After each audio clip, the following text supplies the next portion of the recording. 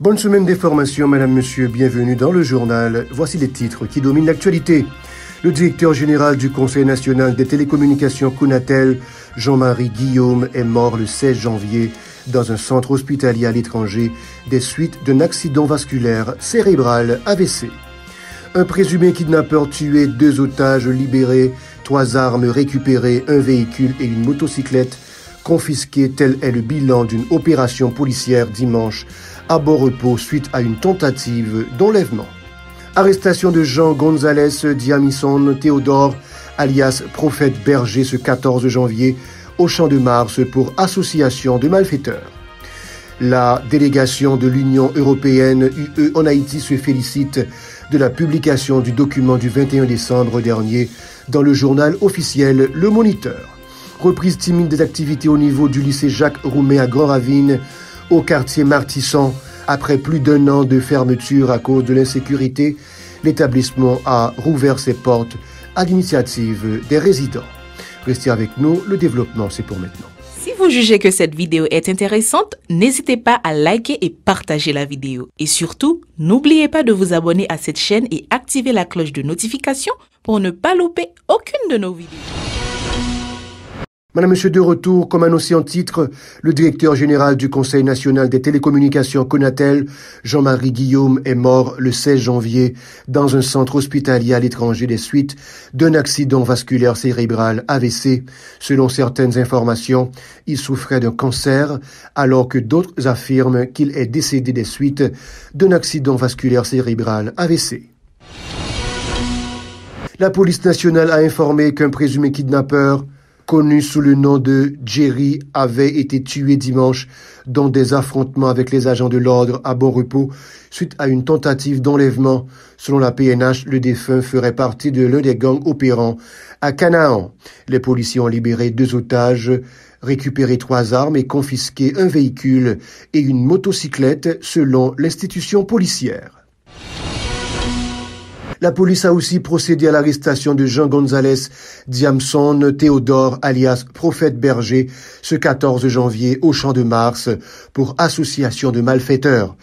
On a aussi appris qu'un membre du gang 400 Marozo a été tué alors qu'un autre a été blessé dans des affrontements samedi avec la police à la Croix des Bouquets. La délégation de l'Union européenne UE en Haïti se félicite de la publication du document du 21 décembre dernier dans le journal officiel Le Moniteur. Cette structure dit saluer la poursuite du dialogue entre tous les acteurs intéressés en vue d'une solution à la crise. Pour elle, il n'y a pas d'autre alternative à la restauration des institutions démocratiques et que la parole soit donnée au peuple souverain dans la paix et la sécurité. L'UE souhaite aussi le respect des engagements pris dans ce document, notamment la formation d'un conseil électoral provisoire en vue de la publication d'un calendrier électoral. Reprise timide des activités au niveau du lycée Jacques Roumet à Grand-Ravine au quartier Martissan. Après plus d'1 an de fermeture à cause de l'insécurité, l'établissement a rouvert ses portes à l'initiative des résidents.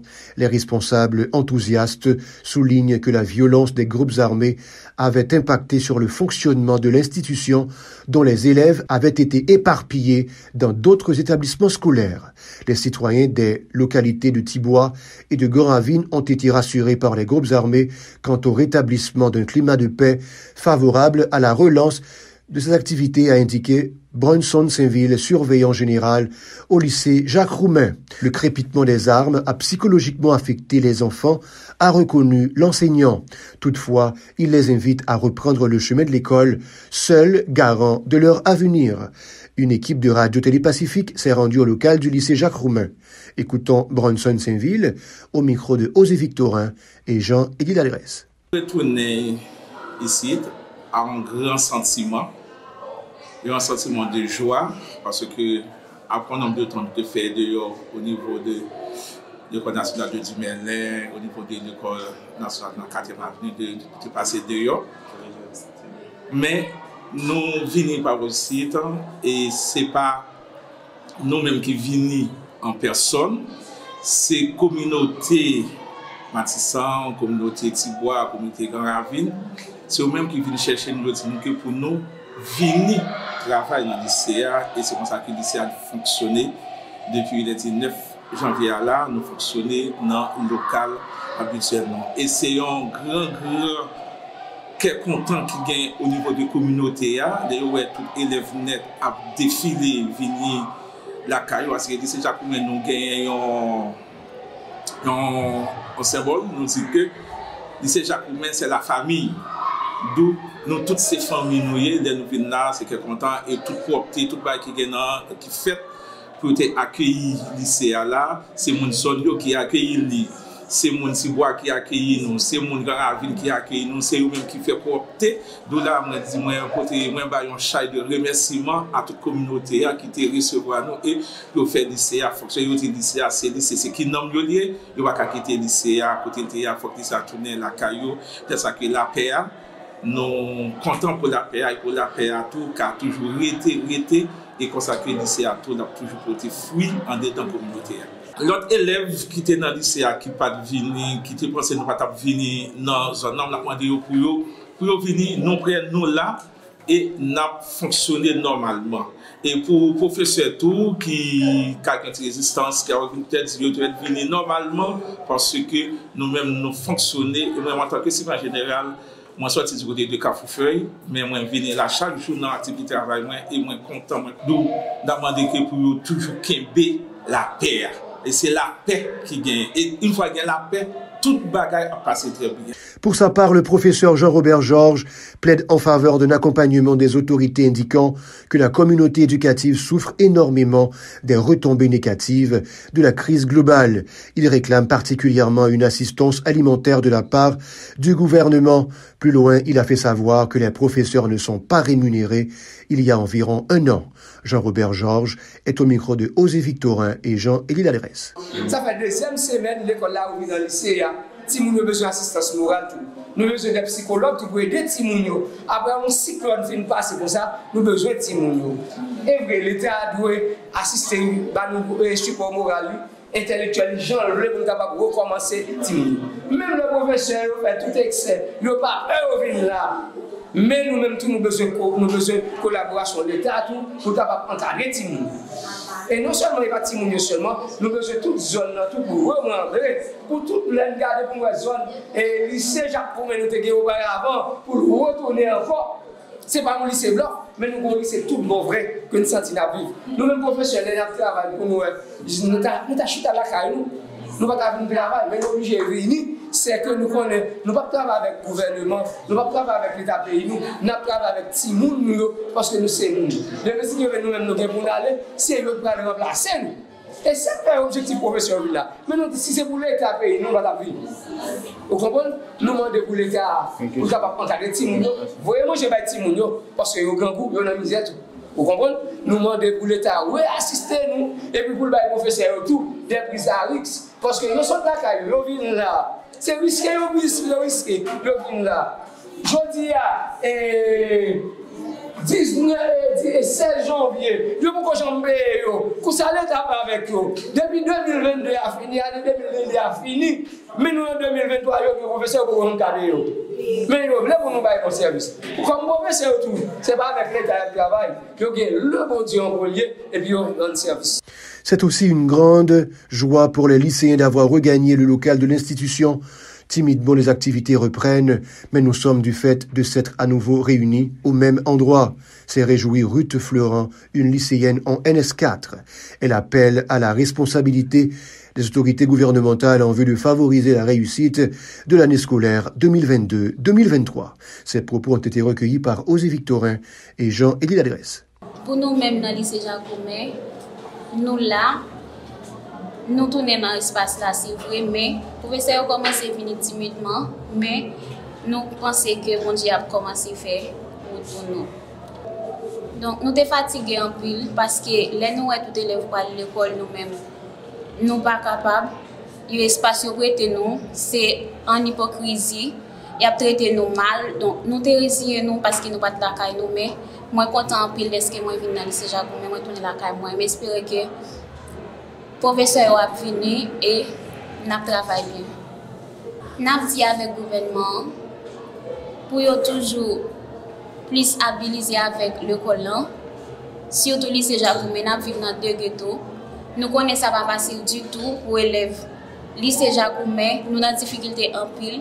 Nous demandons pour voyager sur nous, pas oublier nous. Parce que si nous sommes là, si nous ne pouvons pas examen dans 2 ghettos, c'est grâce bon Dieu fait nous c'est l'école là qui est plus important nous venir.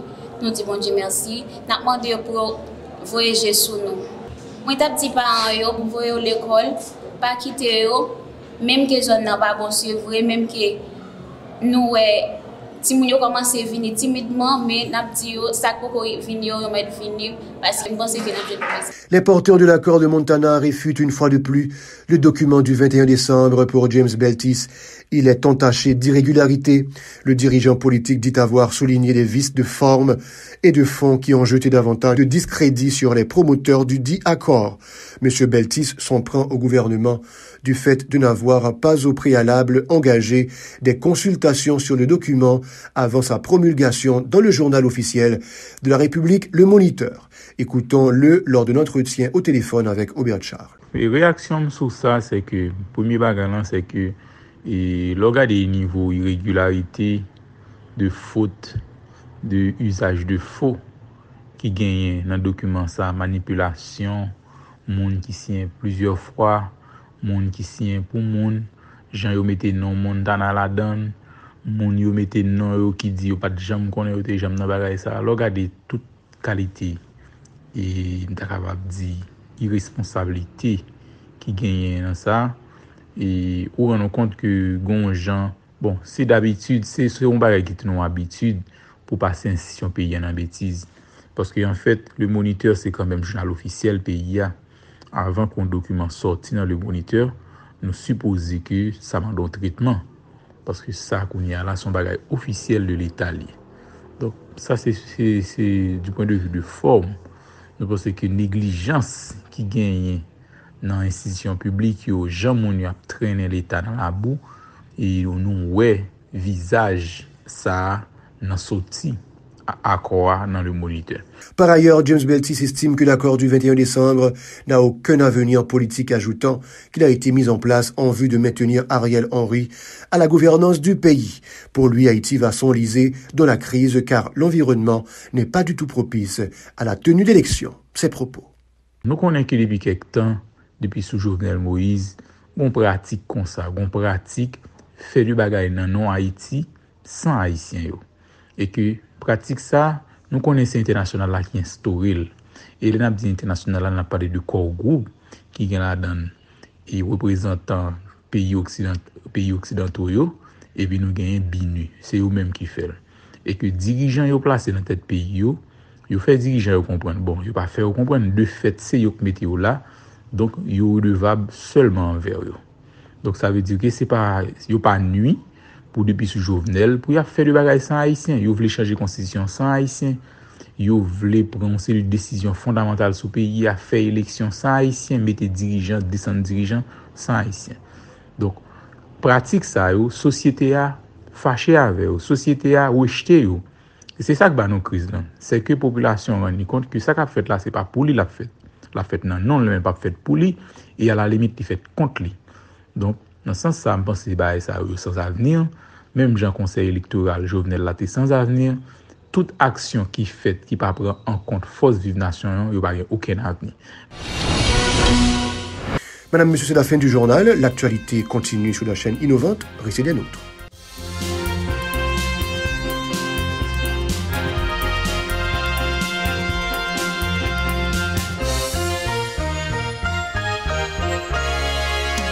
Si vous jugez que cette vidéo est intéressante, n'hésitez pas à liker et partager la vidéo. Et surtout, n'oubliez pas de vous abonner à cette chaîne et activer la cloche de notification pour ne pas louper aucune de nos vidéos.